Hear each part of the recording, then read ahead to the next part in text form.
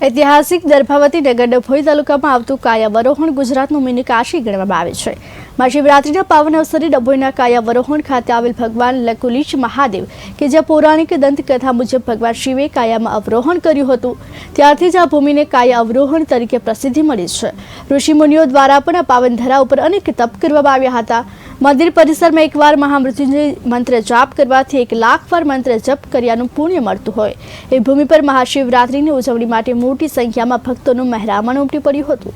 વહેલી સવારથી ભક્તો દર્શન કરી ધન્યતા અનુભવતા જોવા મળ્યા હતા। મંદિર સંચાલકોની ગ્રામજનો દ્વારા દર્શન અને પ્રસાદી માટે વિશેષ આયોજન કરવામાં આવ્યું હતું।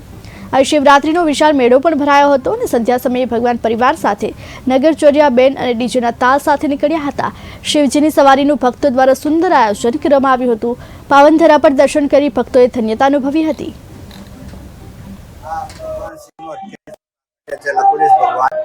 ભગવાને આજથી 5000 પહેલા ધર્મની સ્થાપના માટે પોતાનું પ્રાગટ્ય કરેલું અને જે તે ટાઈમે જે પણ ધર્મ હતા એનો પ્રચાર વધારે હતો, શિવ ધર્મનો ઓછો હતો અને એમને લોકોને શિવ માર્ગ કરવાડે કેવી રીતે પૂજા કરવી, હવન કરવું। જ્યારે એમનું અવતાર કાર્ય પૂર્ણ થયું ત્યારે આ વિશ્વામિત્ર નક્ષત્ર લિંગમાં પોતે કાયાનું આવરોહણ કર્યું। એના માટે ઉપર એક શ્લોક લખ્યો છે, સર્વ પાપ પરમ પુણ્યમ શ્રીમદ કાયાવરોહણમ। નિર્માણ ભગવાન કૃપાલુ બાપુજીએ કરેલું હતું, જેઓ સિદ્ધ યોગી હતા।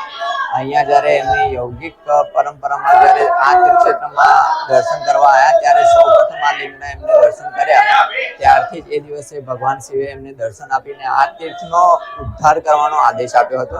ત્યારે ભગવાનજીએ આ 1974માં આ મંદિરનું નિર્માણ કરી અને અહીંયા આ ભગવાન બ્રહ્મેશ્વરની સ્થાપના કરી, પ્રાણ પ્રતિષ્ઠા કરી હતી।